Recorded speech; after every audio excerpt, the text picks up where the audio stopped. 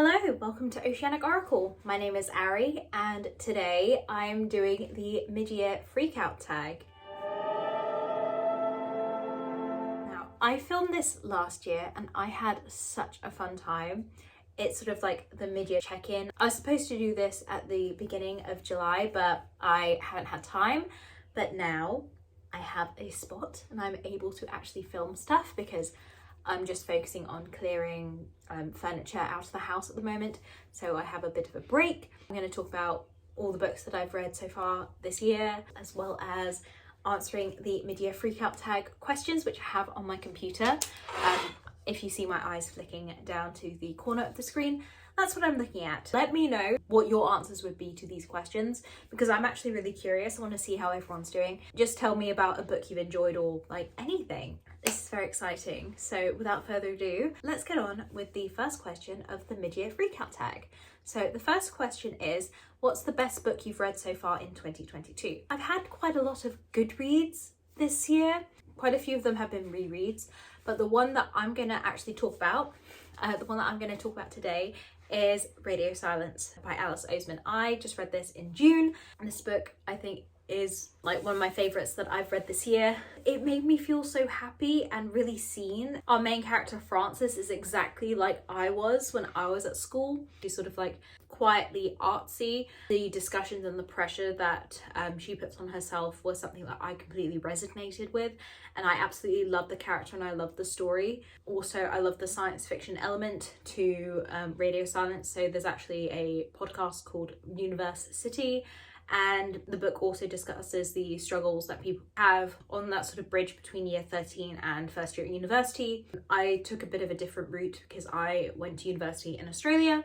So when I finished my last year at school, I sort of had I had a gap year essentially. I had a really long break, which I think I definitely needed before I went in to study. And I think it's really important that these sort of topics are discussed, and the ideas of social pressures and pressures that we put on ourselves are discussed. It's just a fantastic book. I love it. I love Alice Oseman's writing. Their writing is fantastic. It's my favourite book. So there we go. That's Radio Silence. So far, Radio Silence has been my favourite book of the year. So question number 2. What's the best sequel that you've read so far this year? For me, it's going to be an obvious one. Unfortunately, I've already packed this, but it's Art Violent Ends by Chloe Gong.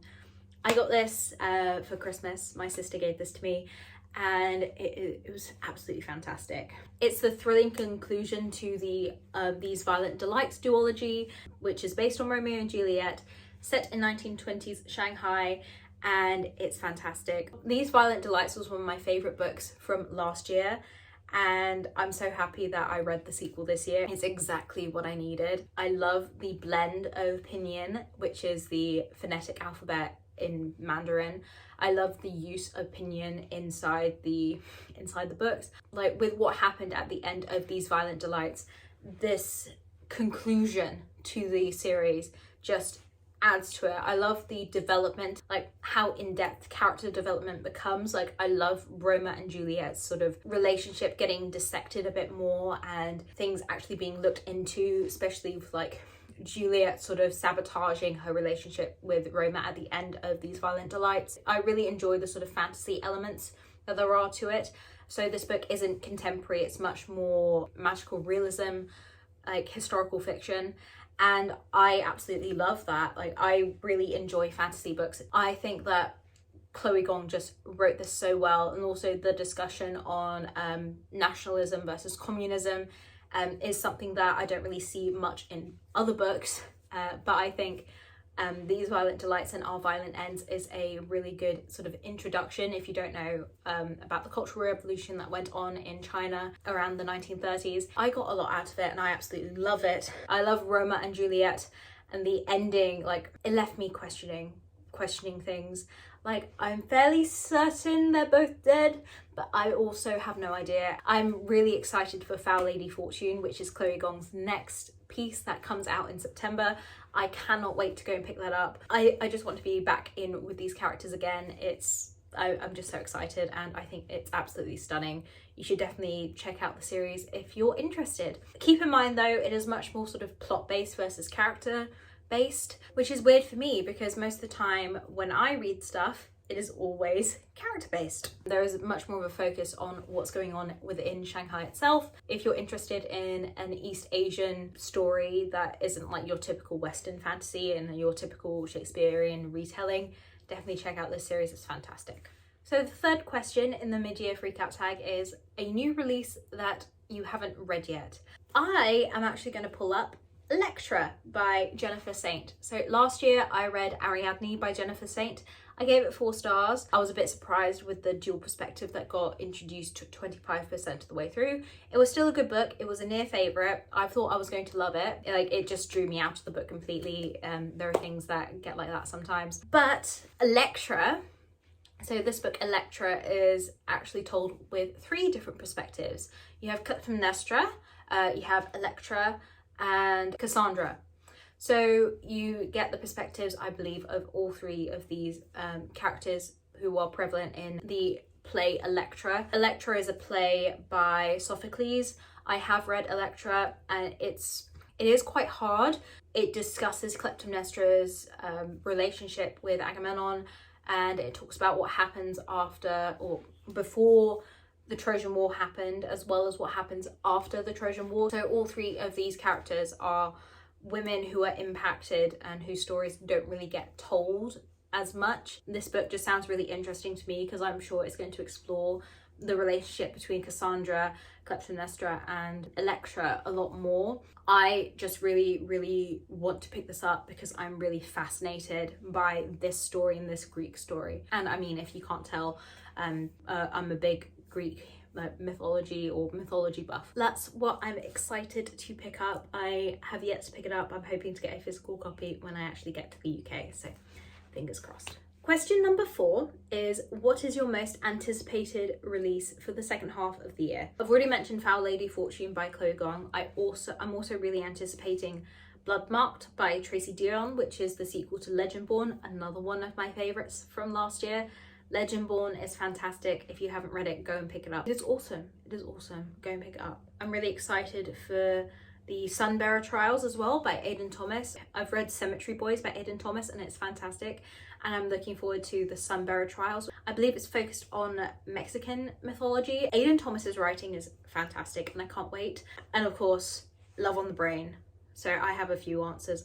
Love on the Brain is Ali Hazelwood's novel. I think it comes out in August. Those are a few of my answers. If you're interested, go and check this stuff out. Question number 5 is, what's your biggest disappointment? The biggest disappointment I had from this half of the year is Of Song and Tide.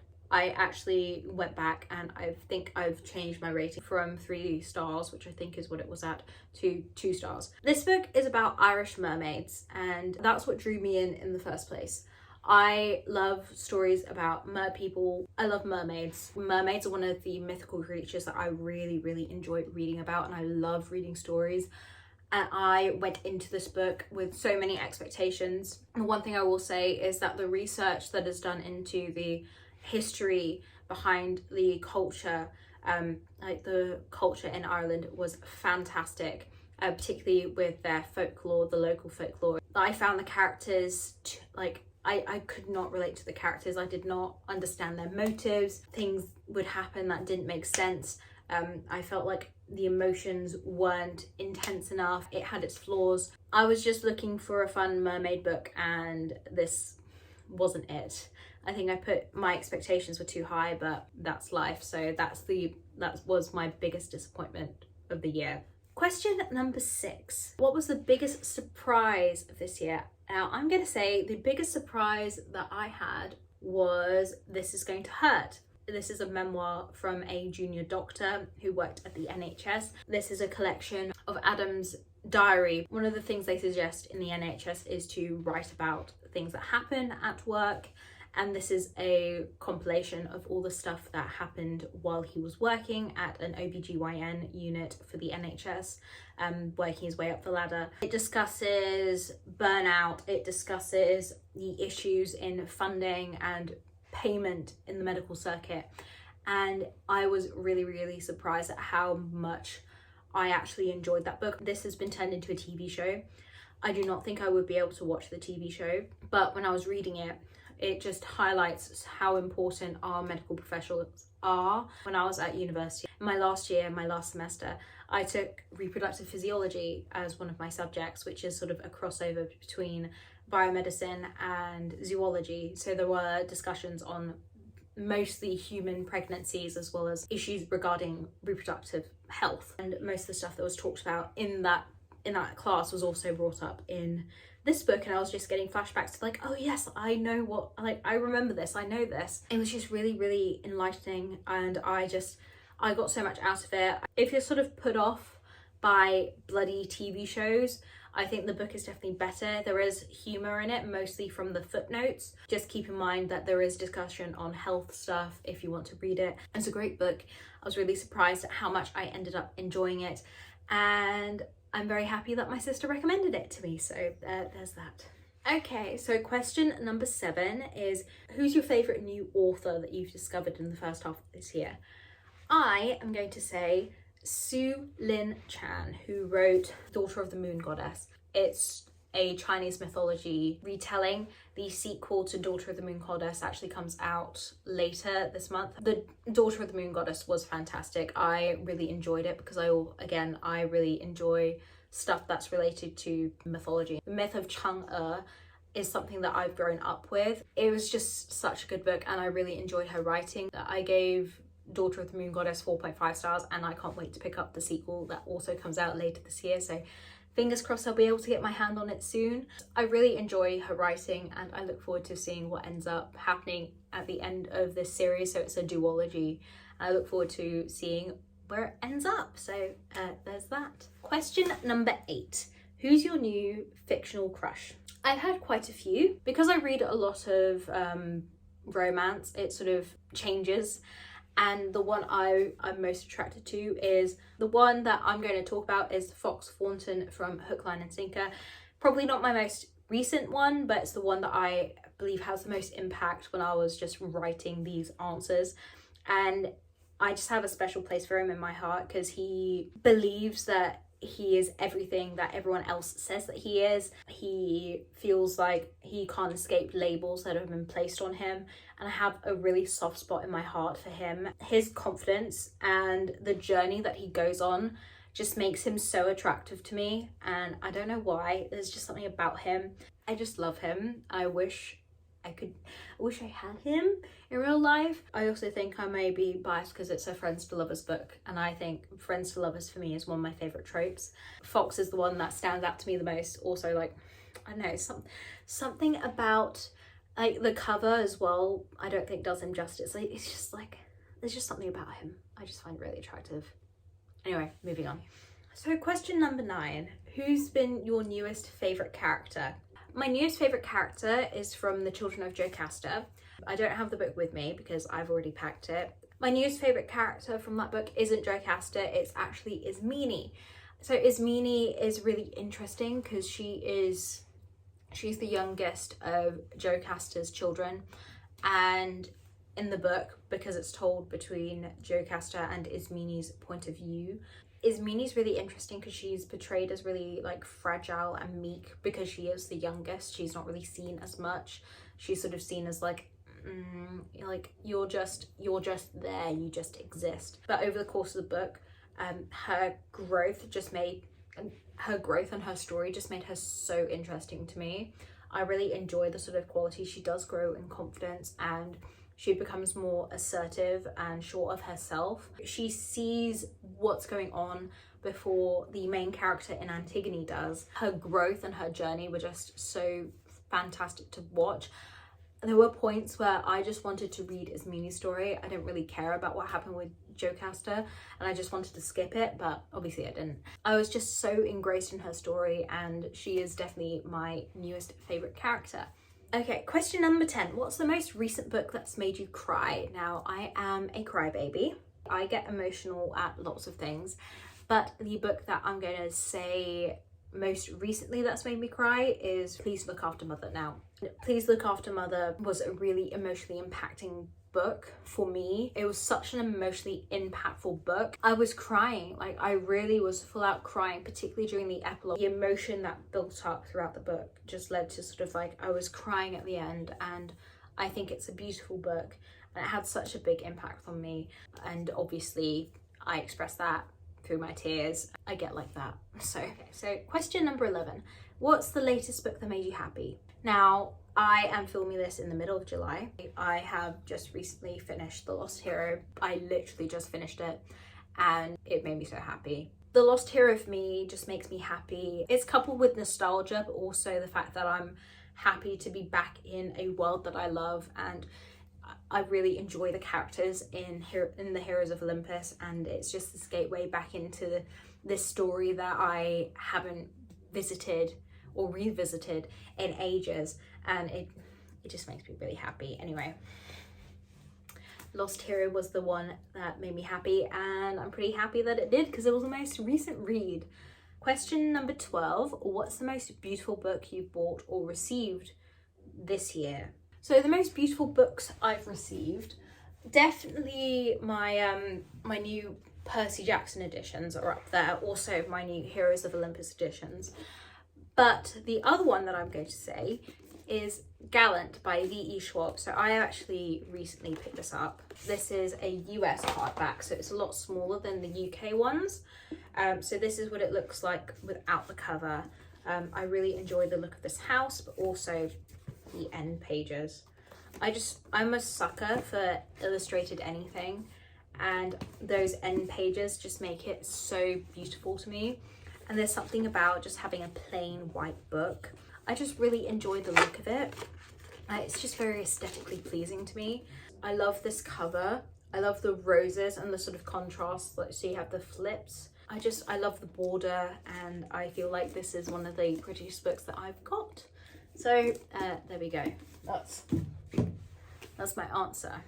And last, but definitely not least, the final question is, what books do you want to read by the end of the year? All the ones that I've already talked about, so Electra, Foul Lady Fortune, The Sunbearer Trials, Bloodmarked, Love on the Brain, but also I want to read The American Roommate Experiment. Definitely want to pick that up. I also want to finish my reread of the Heroes of Olympus books. I want to read Gallant. Those are just a few of the ones on my list of things I need to read before the end of the year. The Heroes of Olympus books will definitely be read sooner rather than later. I don't have any self-control. That was the last question in the mid-year recap tag, so that's exciting.